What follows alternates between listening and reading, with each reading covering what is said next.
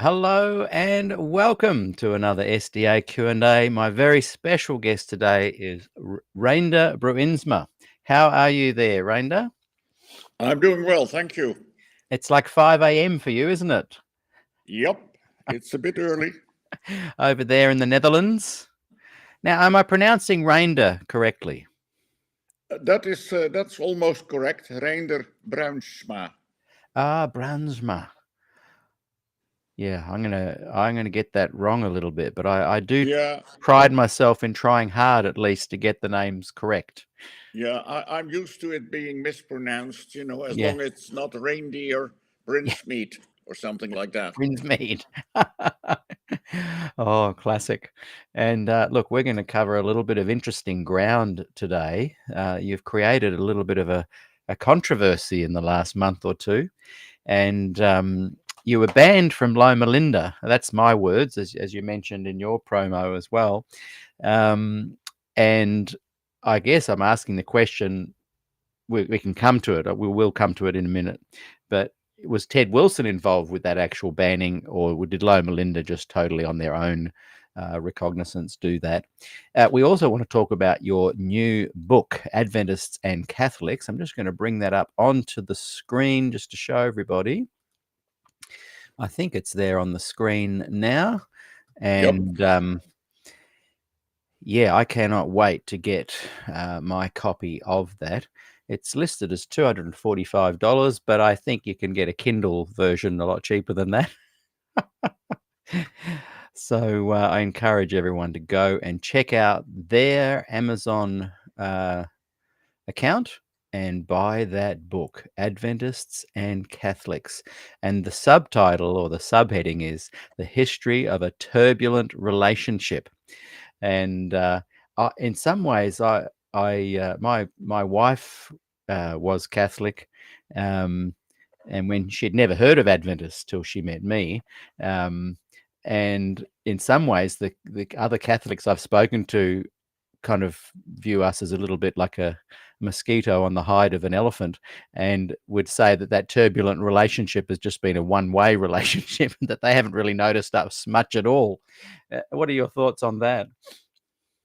Well, that's probably true that we are worried more about them than they are about us. Yeah. It depends a little bit on where you are in the world. There are, of course, countries where Catholics and Adventists are the two largest religions. Right. But by and large, I think we overestimate the amount of interest that the Catholic Church has in us. Yes. Yeah. Yeah. Look, tell us a little bit about you, your history. You've written several books.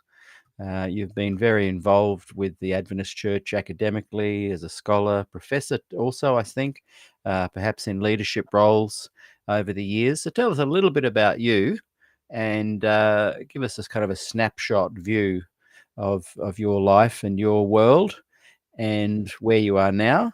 And then we'll jump into the controversial topic of the day.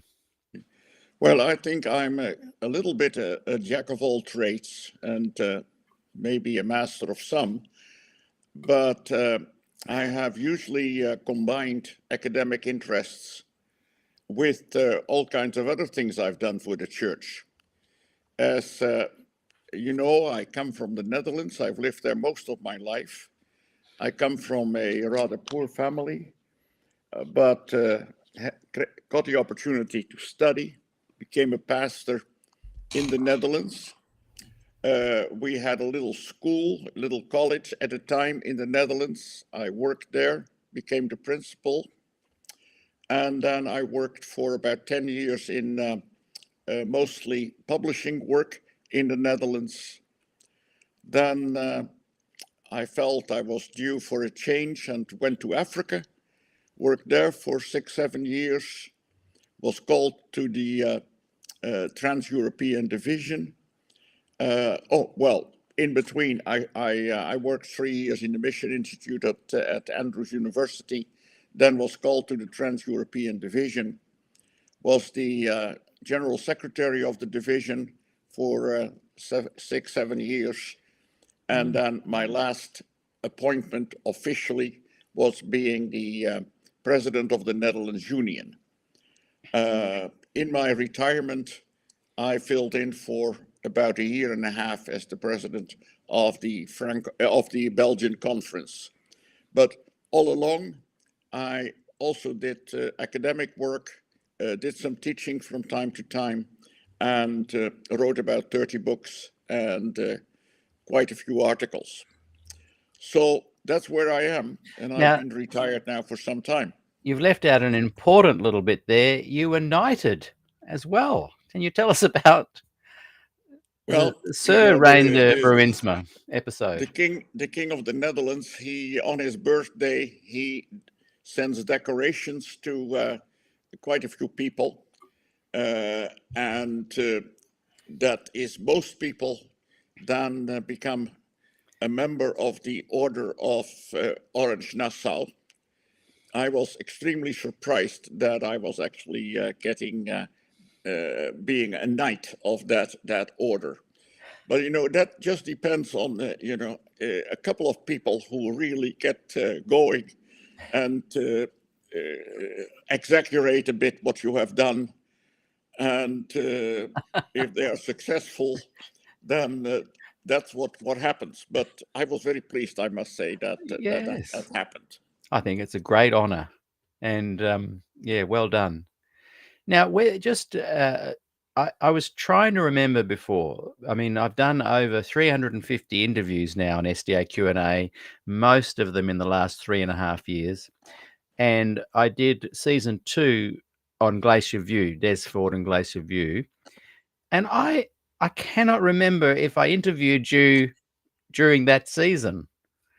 Do you have a I memory of don't that? remember exactly either, but I do remember that we had an interview also in the middle of the night, I think it was. So that was early season 3, I think. Yeah. Yeah. Yeah, I remember I And tried to get you on season 2, but yeah, for some reason we couldn't pull it off. And so when it happened, I think it was early season 3. yeah. And I think the discussion to a large extent was about Des Ford Yes. and some of the issues.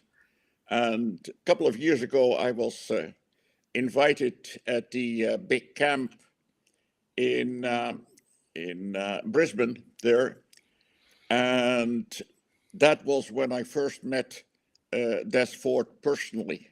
Right. I was sitting there on the Sabbath morning, waiting to go on the stage for the sermon, and then Gillian Ford sat behind me, and she put a hand on my shoulder and said, "You don't know me, but I am Des Ford's wife, and Des would really like to see you." And so that afternoon, I had the pleasure of actually going to their home and meeting for a couple of hours with Des Fantastic.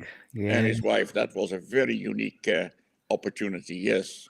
Yes. What an incredible couple they were, and Gillian is, and he was, and such an interesting person.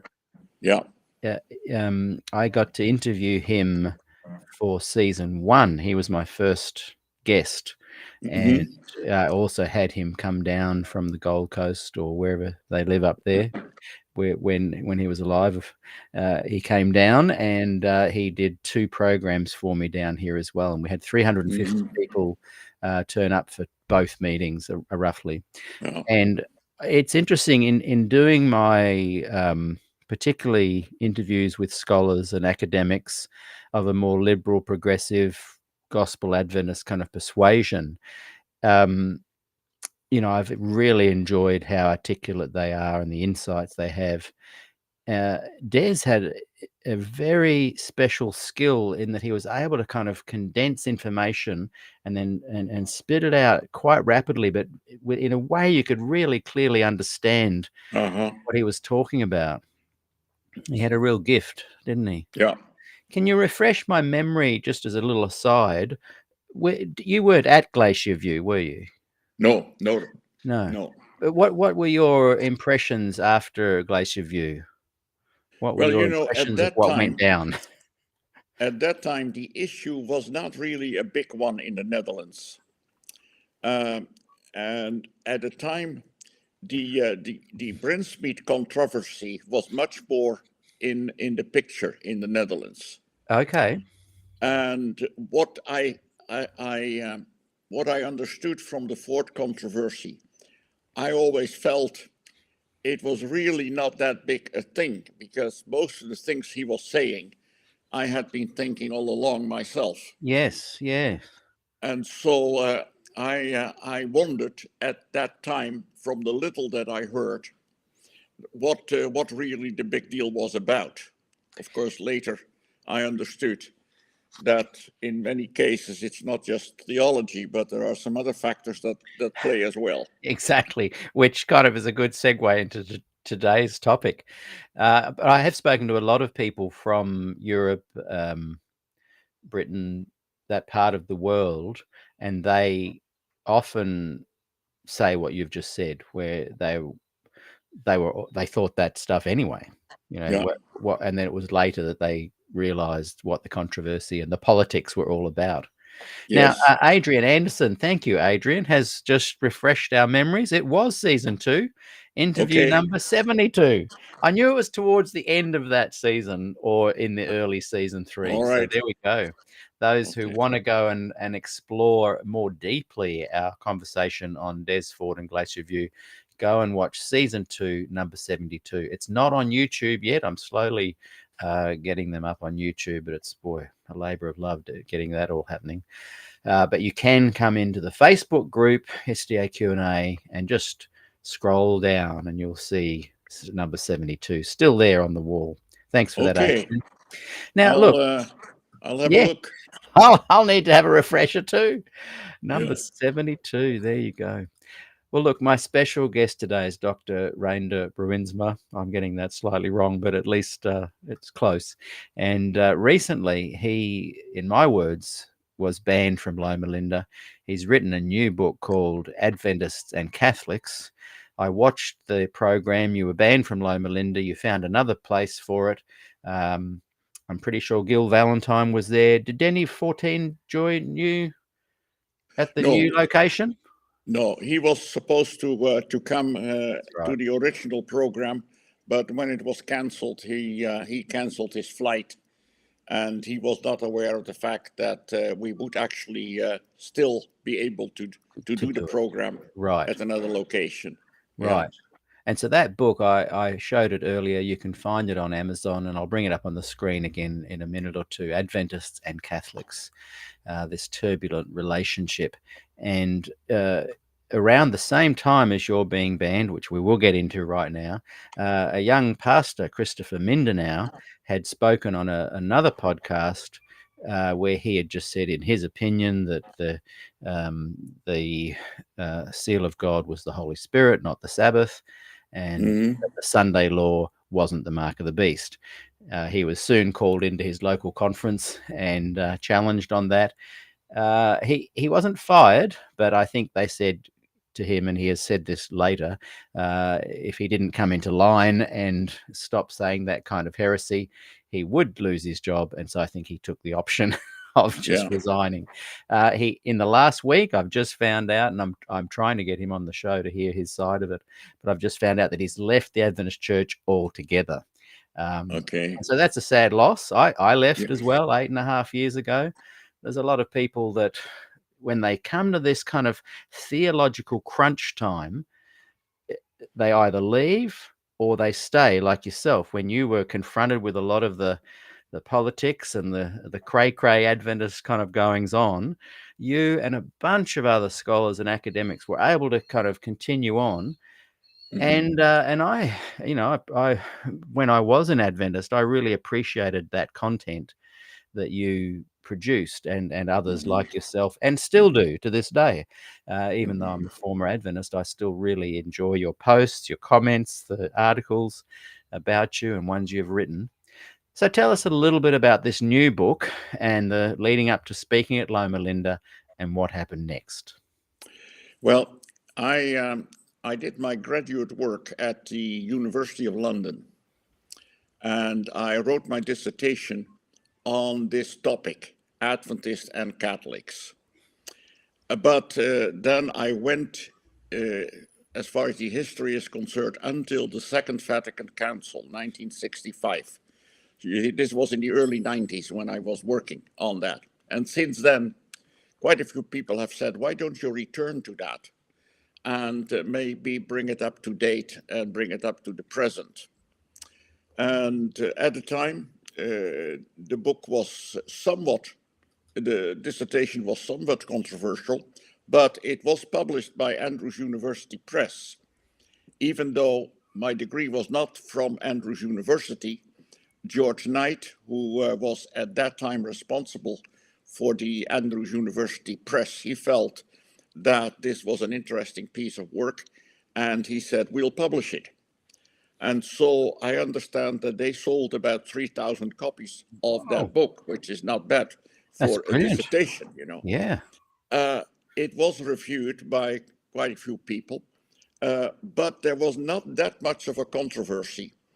And there was a bit more of a controversy when I condensed it in an article for Spectrum. When was that?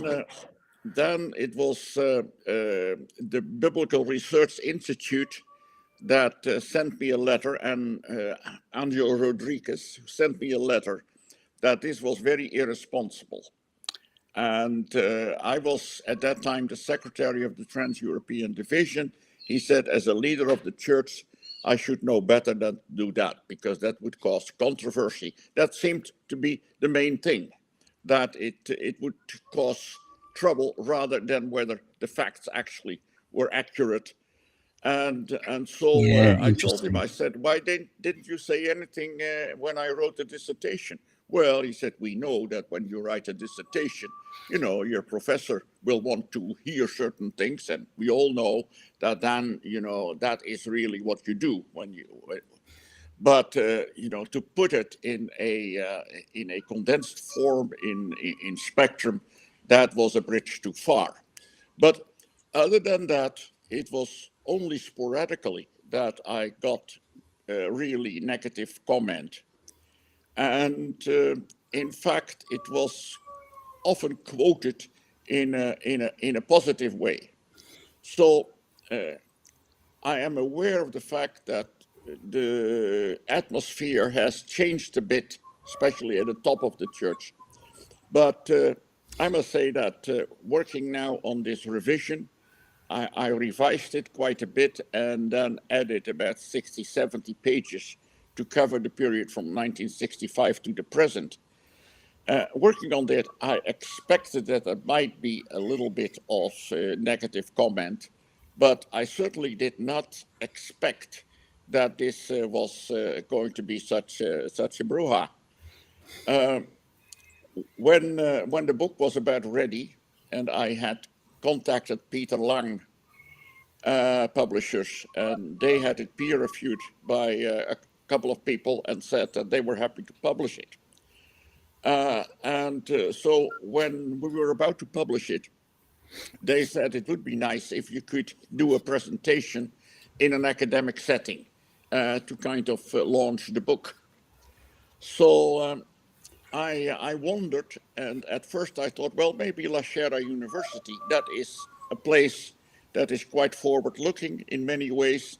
And so I contacted someone whom I knew, Larry Garrity, who the ex-president of La Sierra, but who is still an influential person. And I said, what do you think? Can we do something with it? And he came back to me and said, leave it to me. And so he got in touch with Loma Linda, and their religion department and the Institute for the kind of attitude towards other religions and the humanities, and they said, yeah, we'll take care of that. We'll organize that. And so they got a couple of other speakers involved, and we arranged that I would come and my wife would be able to come, and so everything was kind of set. But somehow the big chief in Silver Spring heard about it, and I don't know exactly whether he was told or whether he doesn't do much reading himself, so he couldn't have read the book. But and then apparently, and I can only guess at what acts actually happened, but apparently he was able to put so much pressure on the president of the university, Dick Hart, that Dick had no other option but to tell the people that they had to cancel the program. And well, they were very apologetic to me and said, something like this is really something that they cannot understand. That anyway, Wow. there was then an option of maybe going to La Sierra as for the location, but there was similar pressure on them not to allow it. And then some people, Larry Garrity, David Larson, and a few other people, they decided that this really was not on, and they made sure that they would find another location, even if it was last minute, put quite a bit of publicity on the social media. And so we still had a good crowd. It would not have been streamed if we had been at Loma Linda, but there it could be streamed. Yeah. And by now, some about 10,000 people I've seen have it. actually watched it either fully or in part. And so you might say that Ted Wilson has done me a great favor Yeah. in getting a lot more publicity for this book than it would otherwise have had. Yeah. Incredible. I was talking to someone this morning, I think, or last night, about Des Ford's memorial that was going to happen here at Avondale University, back then Yeah. Avondale College, and that they had to last minute find a new location for that, as the word came from somewhere on high that Des's memorial wouldn't be allowed to happen on Adventist soil. I had Yeah. a similar experience with the Des Ford meetings that I mentioned earlier. A week before, when he was alive, and he did 2 programs for me. They were to be held at the local high school hall, the chapel. And the principal last minute said, "Look, I'm really sorry, but I've got Des Ford cannot speak on Adventist soil." The person I spoke to this morning, and it's on Facebook in one of the conversations, said that he spoke to Glenn Townend at the SPD, and that Glenn had said that no, he hadn't cancelled it. But I'm thinking, well, who did? Anyone watching, if you know, let us know, because it's a bit of a mystery. But in this case, we can verify that Ted Wilson was the one that put the pressure on to stop it. Yeah. Now, this is not the first time that Adventist Catholic relations has been a bone of contention between Ted and myself. Actually, there was an incident when we were both working in Africa. And you see, I know Ted Wilson quite well because he worked in the office of the division headquartered in Abidjan, Ivory Coast, at the same time when I was working there. And so for about 4 years, we came to the office almost daily and met, and we also had actually quite a bit of social contact. But just before I went to Ivory Coast, I was in Cameroon as a director of the publishing house there. And this was at a time when the Pope was about to visit Cameroon. And I had become good friends with the director of the Catholic publishing house in town.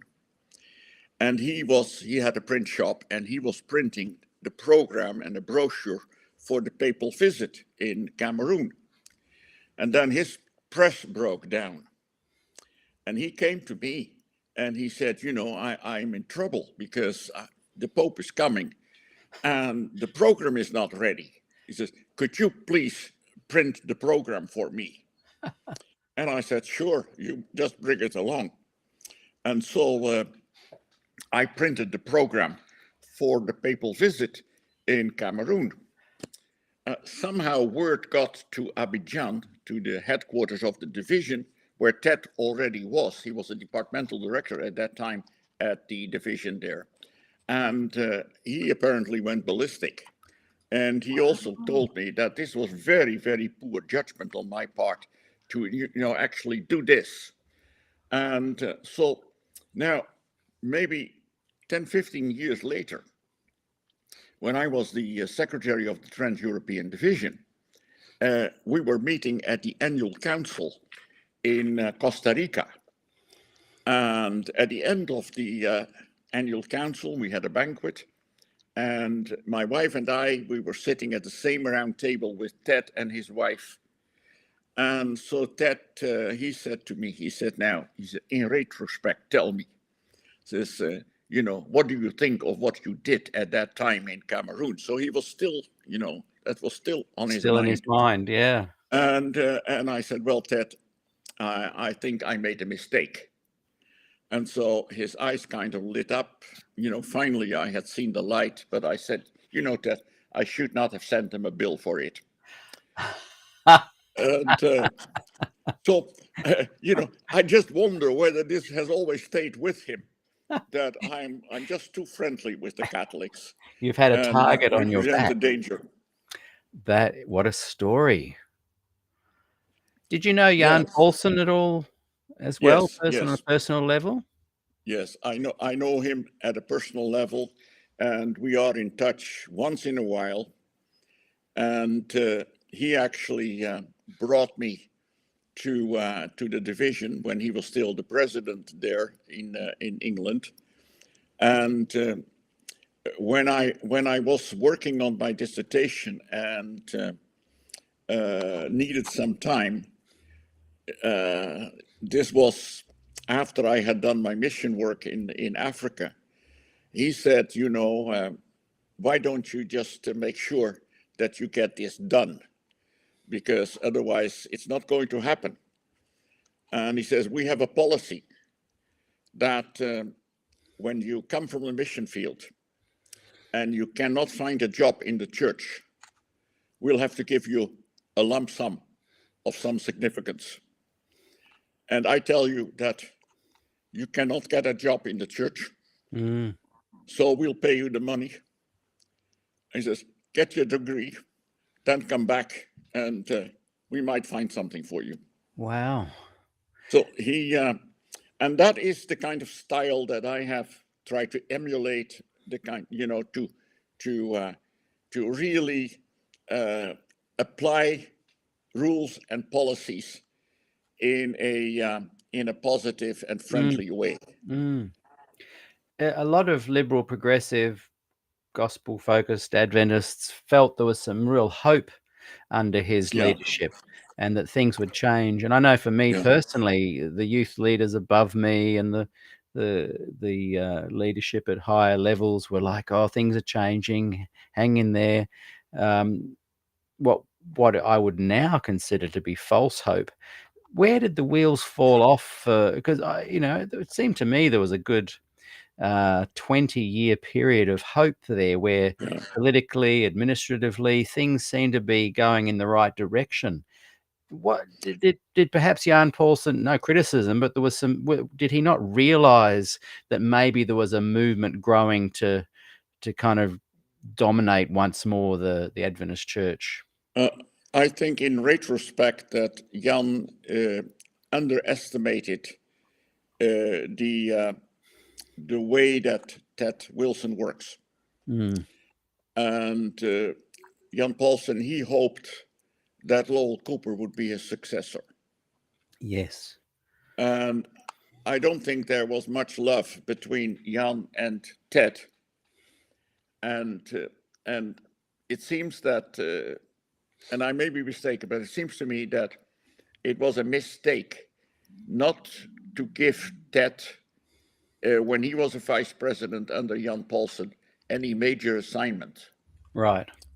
and Ted was just not part of the really important guys. But Right. he had all the time in the world to travel the world and to get to become known in the South, To in network. Africa and elsewhere. Mm. And he built up his support. And John, I think, was too late in recognizing that. Yes. And I And of course, honestly, when Ted was elected, then well, it was quite clear. The day after the election, I was having breakfast with Paulson and his wife, wow. and we then Ted came along, and Paulson said to Ted that he was willing, to help and do things if that wanted his cooperation. And Ted Mm. said that won't be necessary because we will do things differently. Wow. Wow. So I I think people to this day are underestimating his power and networking skills. yeah, I will not be surprised if next year he is returned to power, yes. Uh, Although I think or someone that of his ilk. reading, yeah, but reading for an hour from Councils on Diet and Food, I don't think has endeared him to a lot of people at the recent, Yeah. there's, I heard there are quite a few people who think, well, this guy is losing it. Yeah, that was a surprising Yeah. thing to do. Yeah. Oh, Can I read to you? We're getting some questions and comments coming in, and this is from Milton H. Thorburn. He says, "Can you please ask Reinda about this statement from Ted Wilson's father? It was sworn under oath. It was a sworn under oath courtroom testimony. Neil Wilson, longtime president of the General Conference, 1979 to 1990." made the following statement on behalf of the SDA Church to the American State Institution. And this is that statement. Although it is true that there was a period in the life of the Seventh-day Adventist Church when the denomination took a distinctly anti-Roman Catholic viewpoint, and the term hierarchy was used in a pejorative sense to refer to the papal form of church governance, that attitude on the church's part was nothing more than a manifestation of widespread anti-popery among conservative Protestant denominations in the early part of this 20th century and the later part of the last, and which has now been consigned to the historical trash heap so far as the Seventh-day Adventist Church is concerned. And then Milton goes on to say, did what Neil Wilson say in 1975 have any negative consequences on him within the church or within the GC? So this is 1975. yeah. No, on the contrary, after that, he became long-term president of the GC. Most are not even aware of these facts, but this helps us understand the context of his 1985 General Conference statements. But our work is not to denounce the Roman Catholic Church, Neil Wilson said. There is another universal and truly Catholic organization, the Seventh-day Adventist Church.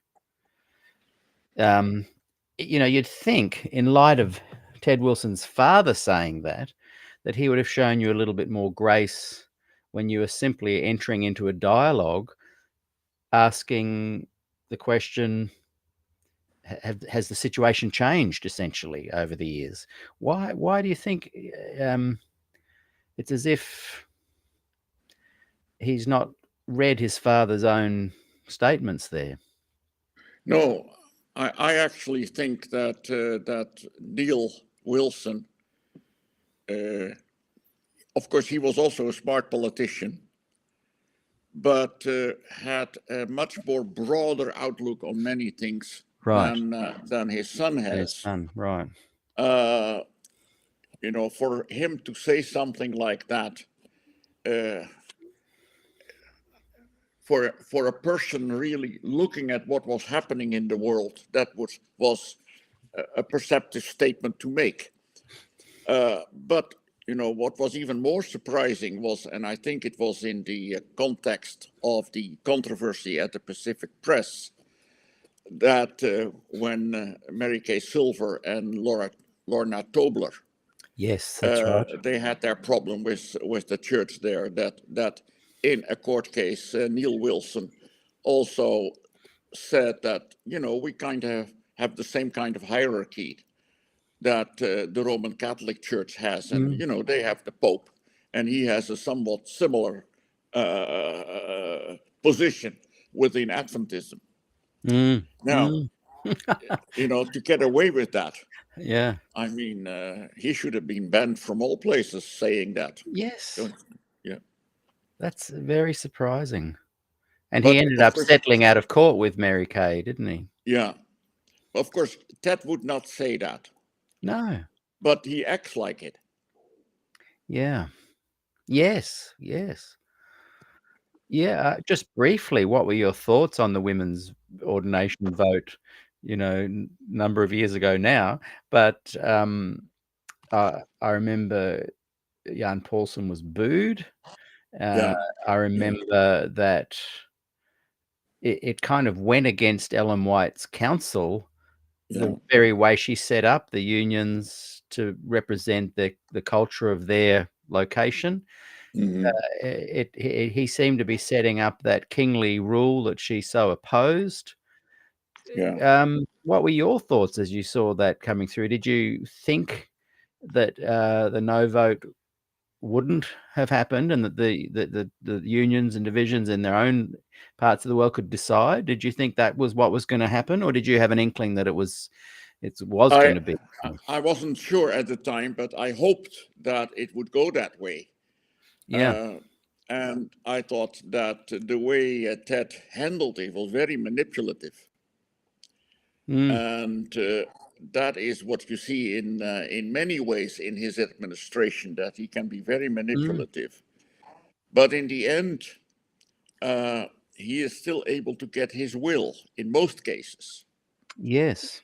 Uh, on the other hand, there is a limit, it seems, also to his power, because all these plans to really punish the unions that ordain women, we don't hear about it anymore. Apparently, No. that is a bridge too far. He doesn't really, these compliance committees, That's they right. have not come off the ground. In No, spite of COVID everything kind that of, he's, yeah.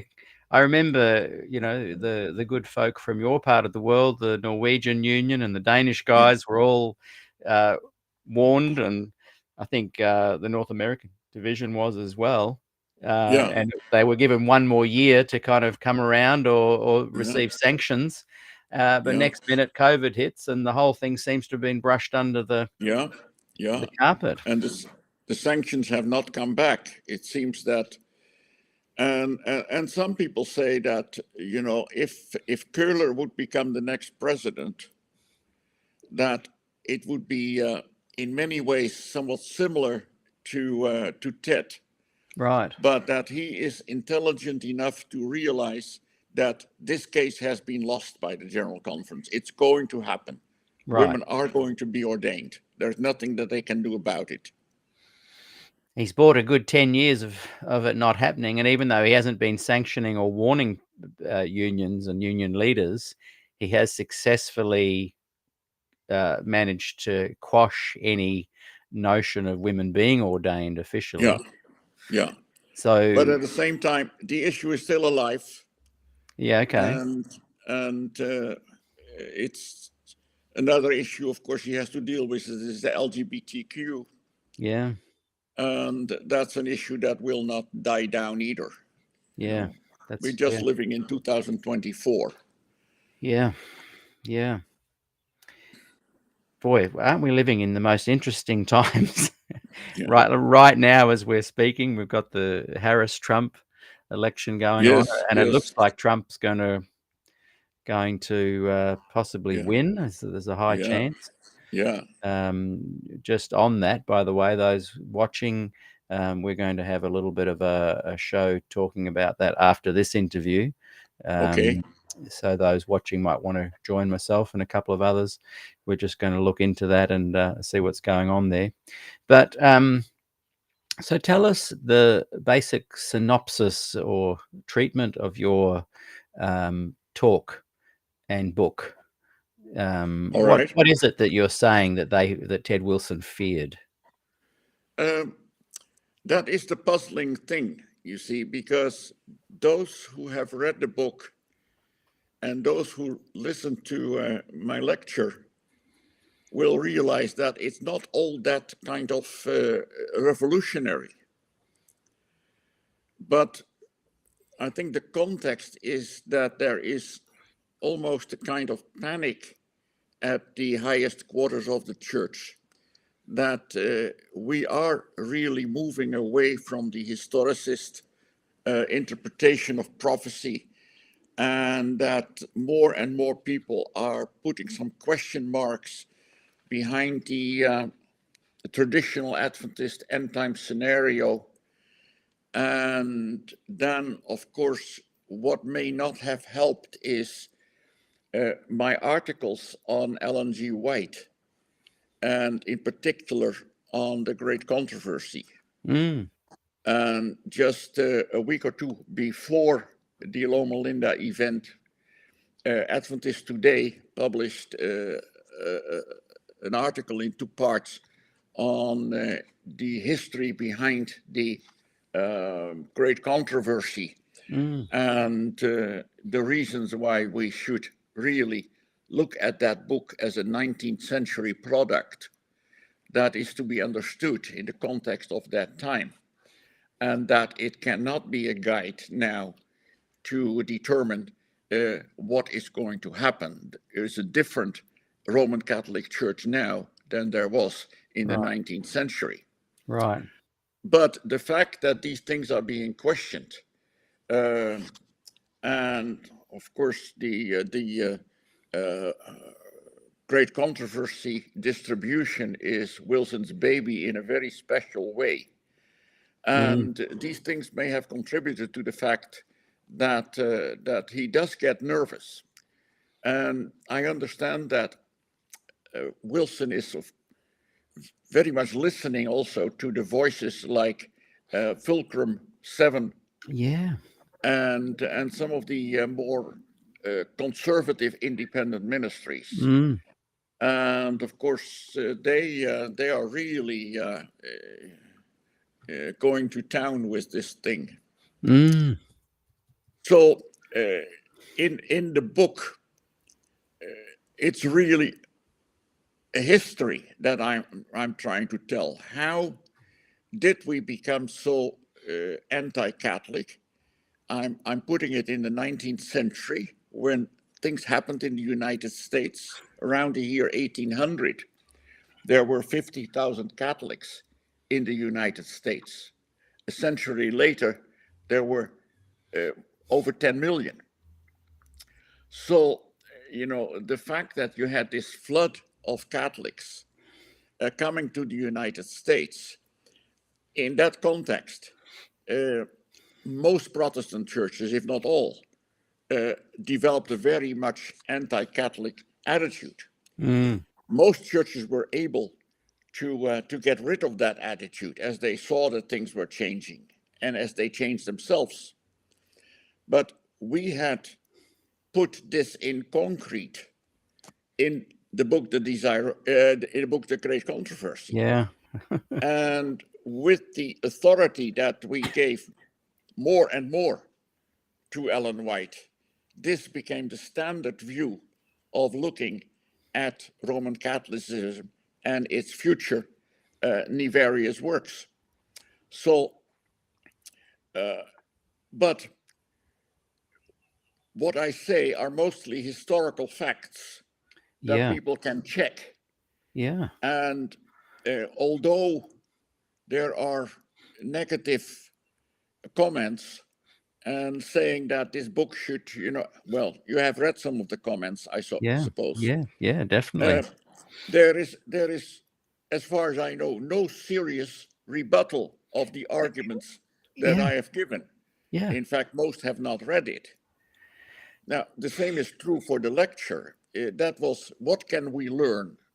Catholics. Well, the idea is, of course, we can learn nothing from Catholics. Mm, Look at what they're going to do to us and what they have done to people in the past. So we cannot learn anything from them. The very title of the lecture was apparently poisonous to quite a few people. But when you read the lecture, yeah. I don't think it was that revolutionary.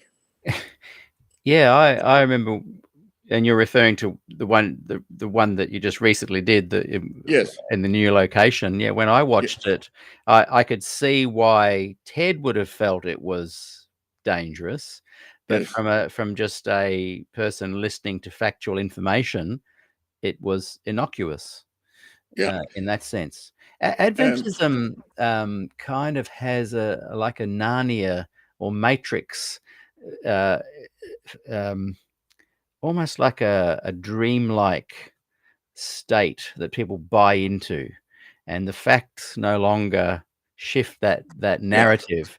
yeah, And I look at Ted Wilson as weaving that drama and that Adventism, um, and to be honest, I think a lot of the heritage Adventists, the traditional Adventists, they want to keep that alive. They see Ellen White in that way.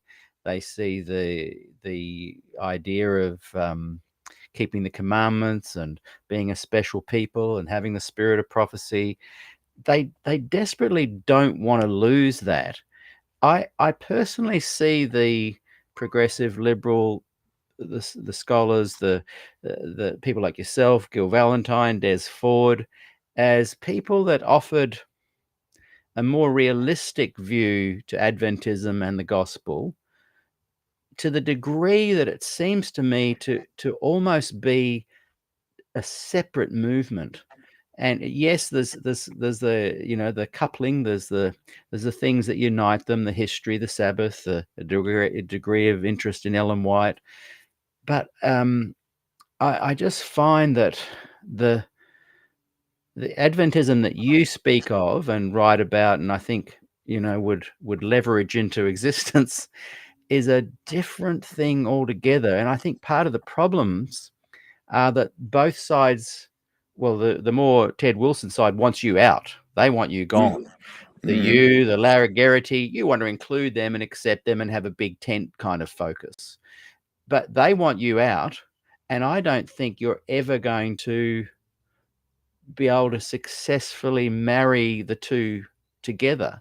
And I'm not suggesting a split, but I'm just wondering, is there a way that the liberal progressives, the folk that generally speaking are in your camp, can maybe set up their own conferences and their own unions and their own kind of side by side? Don't leave the church, still send your tithes to the main mothership. Mhm.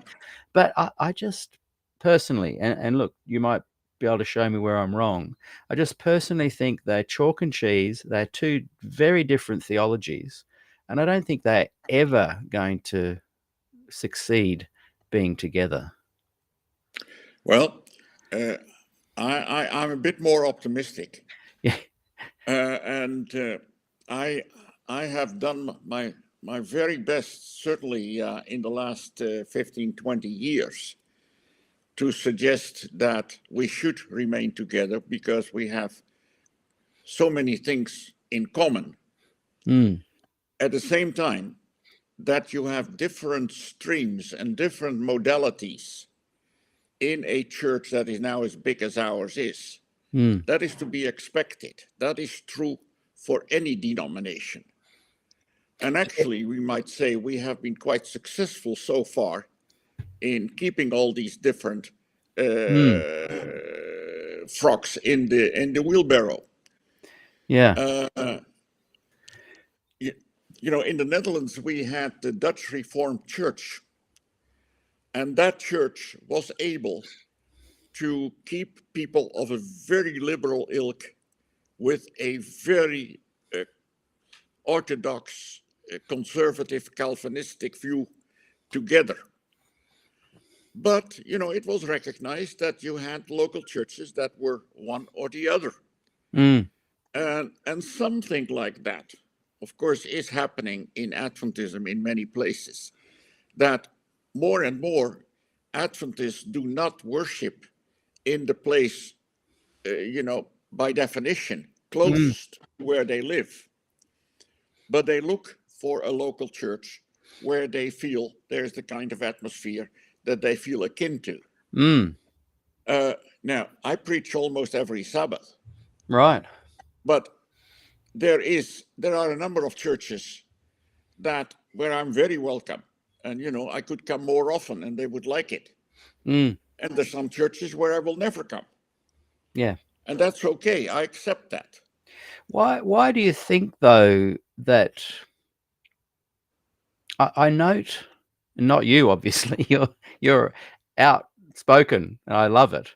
But I note that a lot of people that are of the more progressive Jan Paulson persuasion over Ted Wilson kind of leadership, um, that they seem to be a little bit nervous about speaking so boldly about their unique version of Adventism, which is I call it a hybrid of Adventism, not a Mhm, breakaway or a different movement necessarily, but mhm. it distinctly, when I listen to your stuff, to Ford, especially Ford's gospel message, I see it as uniquely Adventist, but I see it as a total different thing to a Doug Batchelor kind of session Yeah. or a Ted Wilson session.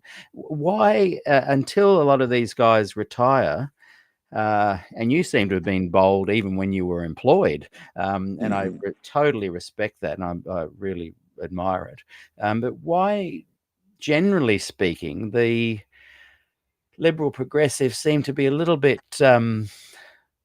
meek in their in their presentation instead of shouting it from the rooftops? Is it because of what happened after Glacier View, where there was a line in the sand? Are you a Fordite? You're out. Is that what continues to this day, this sense of fear of losing their position or their stance, their hierarchical position or job even? Why do you think that Yes. is? Well, it's not only in Adventism that you see that the more conservatives and orthodox, they have the truth Yeah. and they're willing to fight for it. Whereas the liberals, and of course these are very rough distinctions, Yes. but the liberals, they are not willing to, on the average, to really go on the Yeah. barricades, and many of them simply leave. Right. Uh, Well, and don't you that think is that'd be a true. good idea to follow my suggestion of creating separate conferences where they don't have to leave. They just know they're part of a network that's willing to be out loud and proud, with Yeah, their but unique beliefs. organizing different organizations, that takes a lot of energy and it takes a lot of focus. And that is something that, people on the right, they will much more easily Yeah. They fund their gravitate. own independent ministry. Yeah.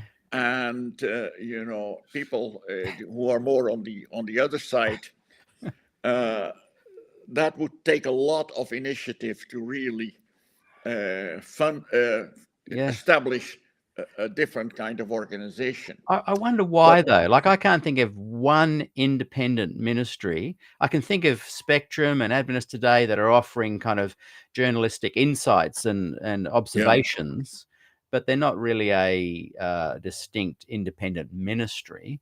Um, why do you think that is? I cannot think of one independent ministry. People said, "Oh, the One Project." Yeah, but their official status was knocked back, and they weren't mhm, considered mhm, a part of the yeah. movement. Well, Whereas your three ABNs, your Doug Batchelors, your Amazing Facts, these guys are embraced as independent ministries. But I yeah, can't think of one yeah. liberal progressive Well, one.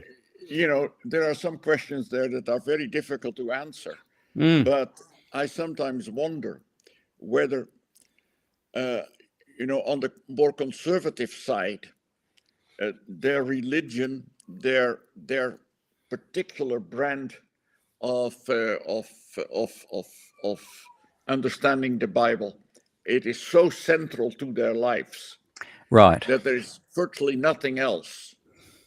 Whereas on the more liberal side, uh, you know, most have many different interests, Right. and Yes. religion is one part of their life. Now, if you asked my mother when she was alive and said, "What are you?"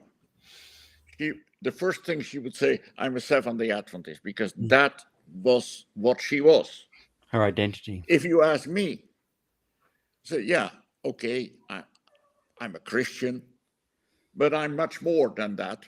I'm all kinds of things. I'm also a father, I'm a husband, I'm also somebody who's interested in literature, I'm somebody, etc., etc." Mm. Yes, religion is important to me, but in a different way Mm. than it is for many of the people on the far right of the church. I Yeah. wonder whether there's something there that makes a difference. Yes. Yes. I think it's yeah, I think, well, you've nailed it. Great insight.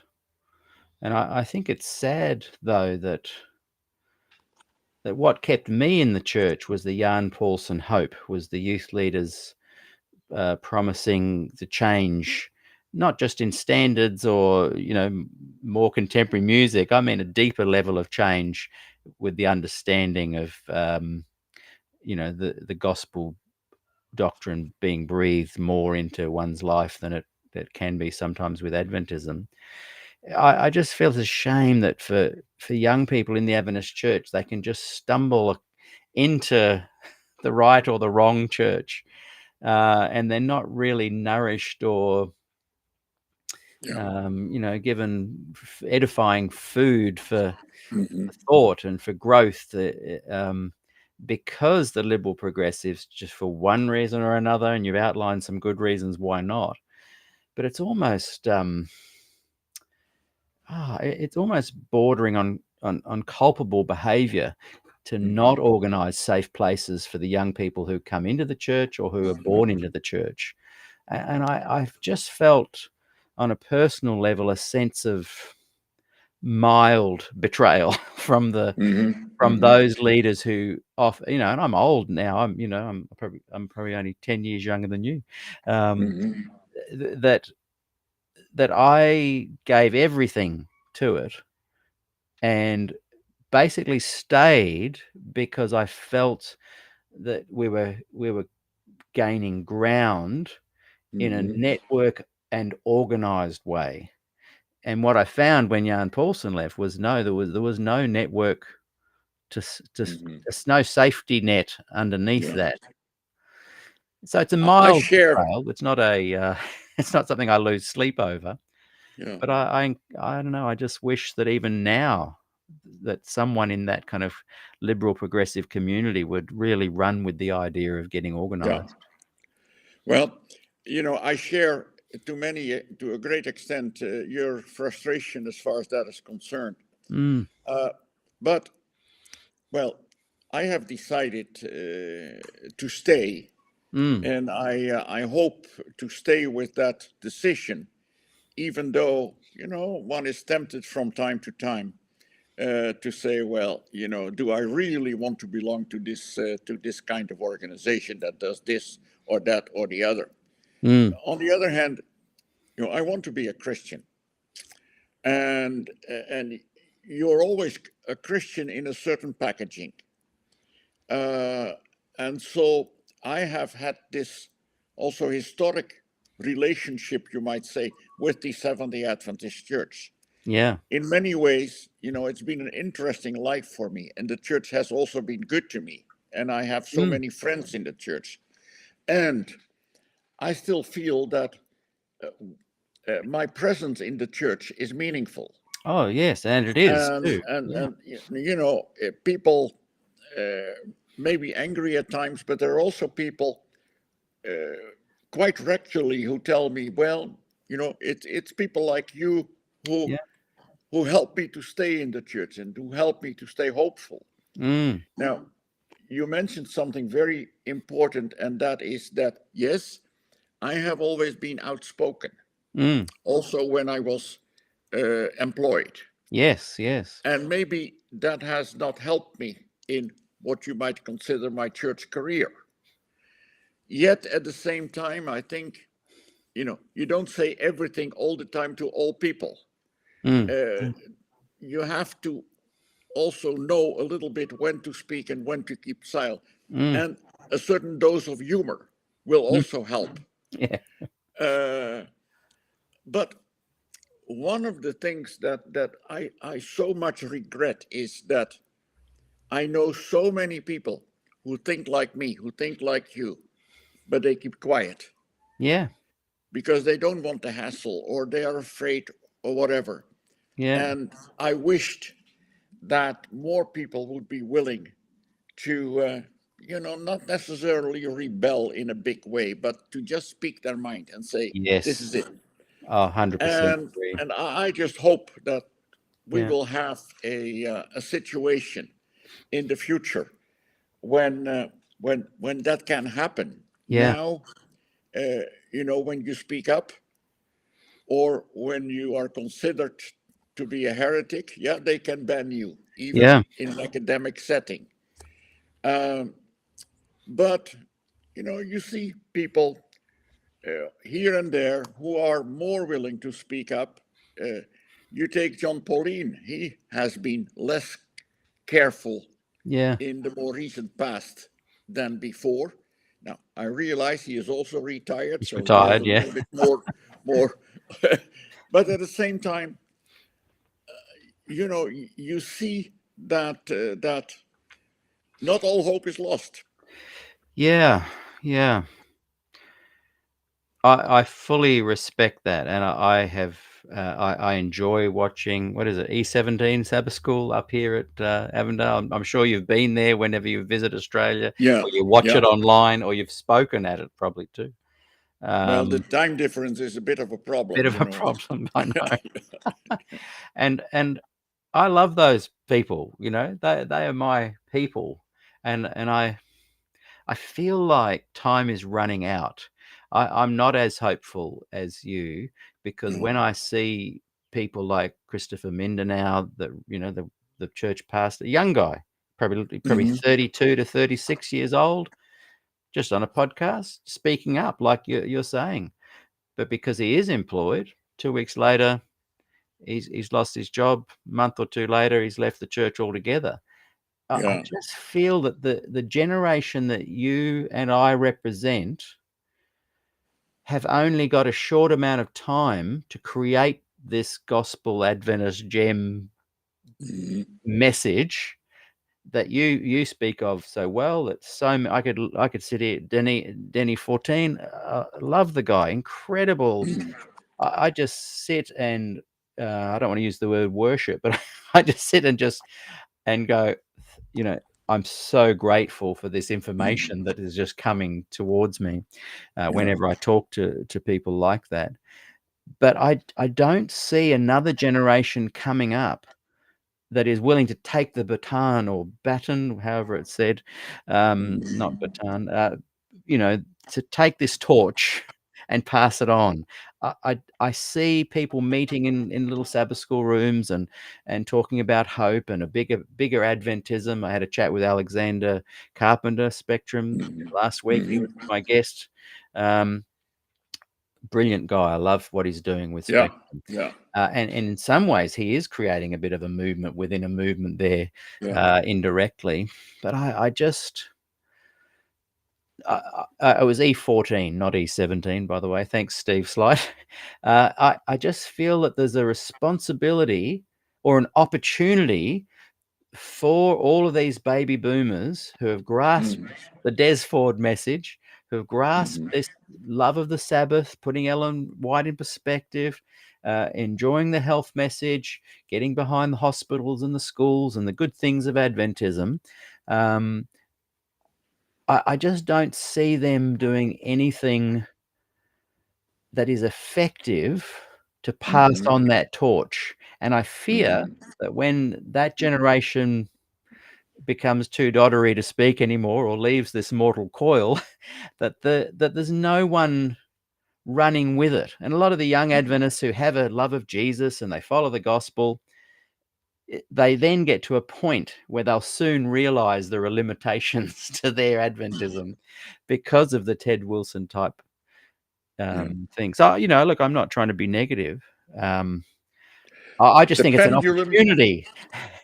the pendulum will swing again, I believe.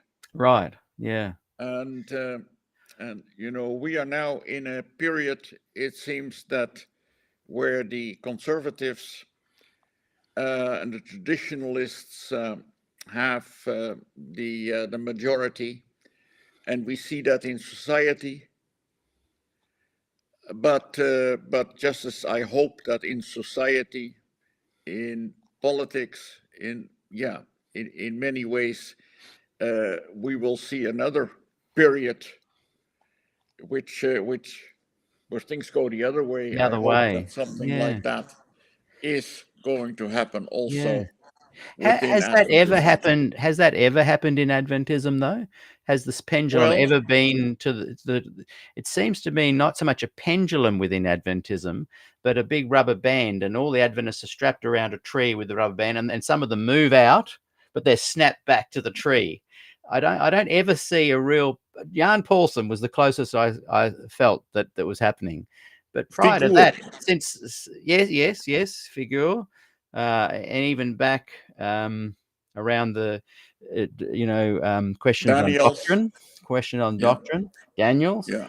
But instead of it taking hold, a true pendulum swing sees whoever's in that position have a lot of authority, and it greatly influences the culture. But my snap back to the tree thing is more, you can try your best to bring about change, and you might even show signs of growth and development and influence, but you will be snapped back to the DNA core tree trunk of Adventism. And it's a nice thought that will pendulum swing, but everything I've seen is always snapped back, and it's had a very short day in the sun. What can I say? It is to a large extent true, but don't take away my hope.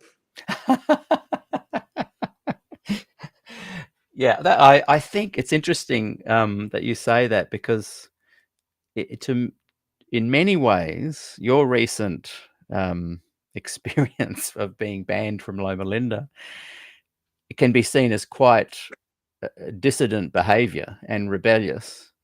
But the Adventist liberal progressives value your stance because you've stayed. When I raise similar concerns because I've left, people tend to say, "Oh, you're bagging the church." And so I'm the funny thing about my position is I'm not trying to take away people's hope. I'm trying to cajole them into grasping an opportunity that I just see a lot of the liberal progressives happy to just be quiet. When I wrote a little book some 6, 7 years ago, Facing Doubt, Yes, I've read it. with the subtitle "A Book for Adventists on the Margins," Yes. we had a little experiment and brought readers of that book together in the Netherlands for a full day on Sabbath to discuss this book.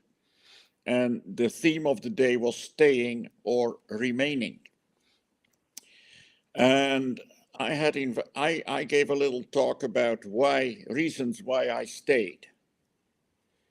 And then I had a ex-Adventist who is now a pastor in the National Protestant Church of the Netherlands, but who studied at Newbold and was a Seventh-day Adventist. And he gave reasons why he left. And the talks were very, very similar. We experienced Adventism in very much the same ways, but something happened in my personal life that made me decide, to go that way. Yeah. And something happened in his life that was the reason why Yeah. the cards fell just a little bit the other way. Yeah, yeah. So I don't see those who leave the church as our enemies or as No, my no, enemies. no. Not at all. I've never felt that from your team. No, No. I can understand that. Mm, And if things had been different, maybe in my life, mm. I might have gone some other way. Yeah. And I'm sometimes watching, on TV or going some other church service, and then I think, boy, I wish I was part of that Yeah. rather than of that group that I'm a member of. Yes. But yeah, And well, Peter, and I Peter, think it is also a kind of responsibility that I still feel, even though I'm yeah. retired and I'm getting old, etc. But there are quite a few people who I think who would be very disappointed if I would leave. Yes, yes, yes, definitely. So I'm And not going to do that to them. and I oh, I don't want to say this in some ways, but I was pleased that you were banned because I knew that on the other side of it, you would still hold fast to your honor, your traditions, your beliefs. You would still hold fast to the church, but you would then demonstrate what it's like for the gospel Adventists, the liberal progressives, to actually take action and feel the brunt of the the not so nice aspects of Adventism. So I don't want to sound mean, but when I heard about it, I just knew you were going to find another place. I Mhm. just knew you were going to still be you afterwards in the most positive of ways. But I knew that it would send a message to people that, hey, we'd better do something, or this is not. This is going to happen to a lot of people. I did a whole program just talking about you and Christopher Mindanao, of how proud I was of you guys making that stance. Um, and I think I would never suggest that you would leave. I think what you're doing, and if you left, I think it would be detrimental to a lot of people. Um, but I hope that people can see that you've jostled and held swords against the leadership, the hierarchy, the political, uh, you know, Yeah. beings that are in some ways being very detrimental to the church, and that you have held your ground. And I want to see more people do it. I want to see more people do what you're doing and stand up against this kind of leadership instead of talk about it. Yeah, but I don't feel like a martyr, or something like that. No. I actually I enjoyed my recent visit to Loma Linda. There's so many friends also that I have, and I to some extent understand that Dick Hart could not do anything else, and I don't hold it against them at all. It, it's Uh, it's hard to convey a sense of wanting to cajole people, but still be to convey that I'm being positive about it. It's hard to do that. People don't like any kind of yeah, cajoling. But yeah, look, I'm a huge fan of what you do. In fact, I want to bring up onto the screen that other book you mentioned because I think it's important for people to go and buy that as well. This is the one we were just talking about. yes, This is yes, Facing Doubt, a book for Adventist believers on the margin. yes, I have read yes. that. In fact, I read it, I think, just after I'd left. And I remember thinking, boy, I wish I'd read that before I left. But yeah, it came out just soon after. Yeah. Well, Or that, and there was a little book that was much older, uh, and that was entitled "It's Time," yes. Yeah. and that was probably together with this "It is Facing Doubt" was something that I think was important to quite a few people. Uh, Facing Doubt we was written at the time. No, I mean It Is Time, and it has a long title, something like no longer to rehearse, but to find out what it really means. I went through the 27 fundamental beliefs. There were 27 at that time, and I Yes, that's asked the right. question now: what meaning does that have for my own personal life? How Yeah. does it help me to become a better person that I believe that? And there are a number of doctrines that I say, well, how relevant are they for my growth as a Christian? And but I'm trying to find what it is in these doctrines that might help me to become a better, a more loving, a more balanced person. And that rang a bell with many people who said, well, Mm. yeah, if you can talk about doctrine like that, that maybe there's a way for me also to still Yeah. be Yeah, I there. love that. And what you're kind of doing there, and John Rosier has done this as well, you've kind of created a little bit of a manifesto of what Adventism could be. Yeah. Have And you guys ever gotten together, like, behind the scenes? Like, I'm not quite a baby boomer, but I'm not a Gen X. I'm in that little baby buster group where we were too young to kind of really grasp what was going yeah, on, but we didn't fall into the wonderful camaraderie group either that a yeah. lot of you guys have.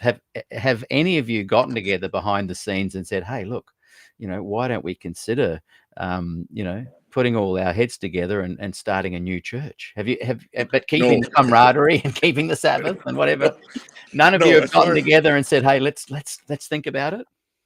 no, I have never been part of anything like that. But then I'm a little bit isolated in the sense that it's a small country with a small Adventist community. And of course, I've been retired now for the last 15 years. Yeah, So I no longer have the opportunity to travel as widely as I could you could. earlier and Yeah, meet with people. Uh, and so, and although I still do get around a little bit, uh, same time, when you pass the 80 uh, mark, are you past 80? I'm 82. Yeah. Oh, wow. Well, when I said you're 10 years age difference, it's 20. Okay. Okay. You look way younger than 82. Yeah. Well, I still feel pretty good, but Yeah, that's great. but your network, of course, changes. Of course. You Yeah. know, the people that you were your colleagues, or people in similar positions elsewhere. They well, quite a few have passed from the scene altogether, and well, others are no longer in positions Yeah. to invite you or to. Yeah. But so things differ, but we still can write, Yeah. and yeah, And I think that's why I hope I'm not coming across in any way negative about what you do, the decisions you've made. I am 100% on board with your stance, and I love your contribution. And I, read your stuff often, and I think you're making a valuable contribution. But also, you are maintaining your circle of friends, which at 82 is crucial. It's important to know that you can call up Larry Geraghty and have a good chat, and yeah, you can yeah, call up Gil yeah. Valentine. And now he spoke at that program, and isn't he Yes, amazing? Isn't he so, he is so amazing, good? and Uh, his books, just make you jealous, and wish Mind blowing. you could do something like that, like he does. Oh, I think you do. But yeah, he is mind blowing. Yeah. How can people find that on YouTube? Well, if they just look up Reindeer, Bruinsma, Catholic, Adventist, it'll come up probably in YouTube. Yeah, yeah. I don't know exactly how it works, Yeah, but word does seem to get around. Yeah, yeah. I'm pretty sure all I typed in was Reindeer, Bruinsma, Gil Valentine, Adventists, and Catholics, and yeah, it came up. And I watched yeah. it a couple of times, and I highly recommend people go and watch it. I Okay. also highly recommend people go and buy Facing Doubt and buy the book that we've been talking a bit about today, Adventists and Catholics.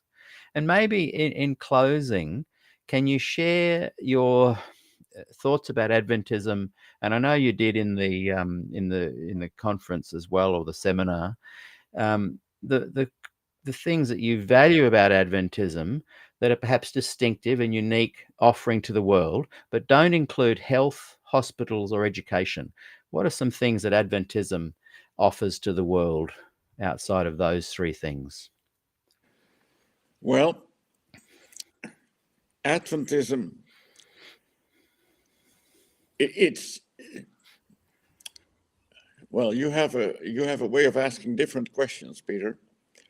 But but what a church is not only defined by its doctrines. There is more to a church. There is a kind of atmosphere to a church. There is a kind of life to a church that is different sometimes to put into words. But I I love think that. Adventism has a kind of practicality. Uh, it, of course, maybe that is because it has an American origin, pragmatic. Um, the element of stewardship, Yeah, I think, is extremely important within Adventism, but it ought to be brought into the 21st century.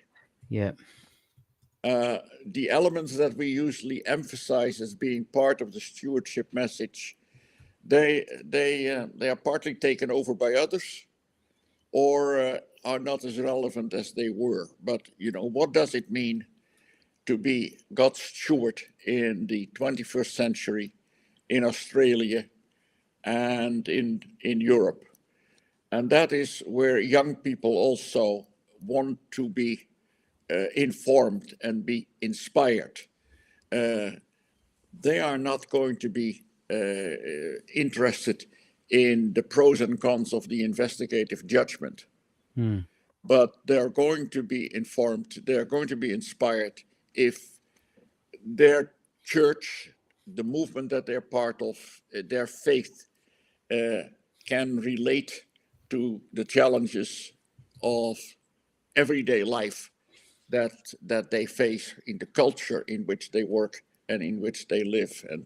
And that is the only way we can keep the young people also in the church. yes, yeah. Yeah, there is a unique vibe about Adventism.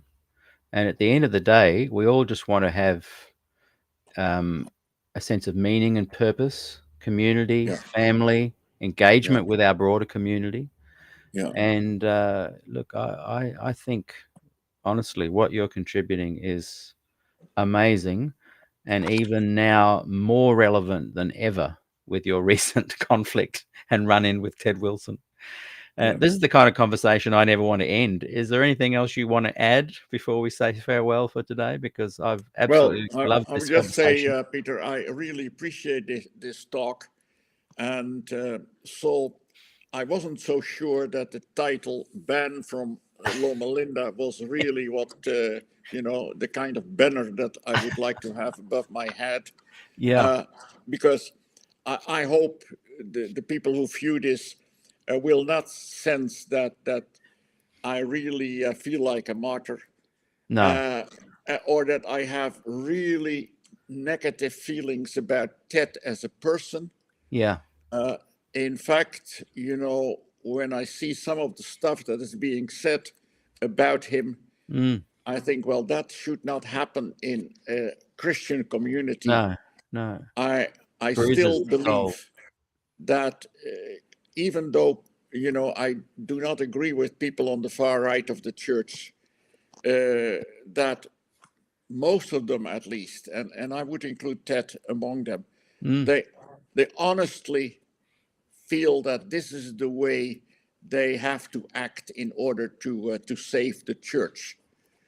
mm, mm. So I I have no ill will as far as that is concerned against them. Yeah, and But look, but yeah, and I hope nobody that would see you as being that anyway. Like yeah, you definitely shine in a positive way. Yeah. And I'd love to have you back on, and I promise to do a better title next time that's more representative of the situation. yeah, yeah, Maybe you could come back in a couple of months and just discuss a bit more about the guy that you had on the program and where you think that there is ground now made and a bit more of a positive connection with the Catholic Church. We've kind of not really touched on that, but it is. I think it's important for people to see where the changes are, so Yeah. they don't just fall into the trap of going, Catholic bad, Yeah. Adventist good. It's a lot more nuanced than that, isn't it? Yeah. So maybe Yeah. in 6 to 8 weeks we can get you back and explore that even more. Well, Okay. thank you so much, Rainda Bruinsma. Thank you, everyone that has been watching this exchange. I hope you've enjoyed it. I certainly have, and I'm looking forward to having you back again. And I hope I haven't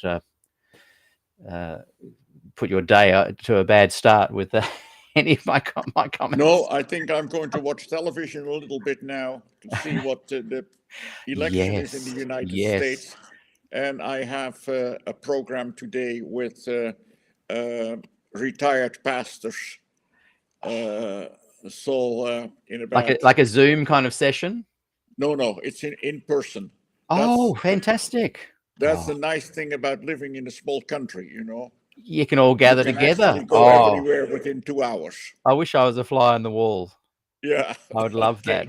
And by the way, everyone, before we say farewell, in 30 minutes, myself and Brendan Valiant will be coming on and doing a program on what's actually happened over there with the election. So we'll all be looking forward to that. Thank you, Rainda. We'll talk soon. Thank you. And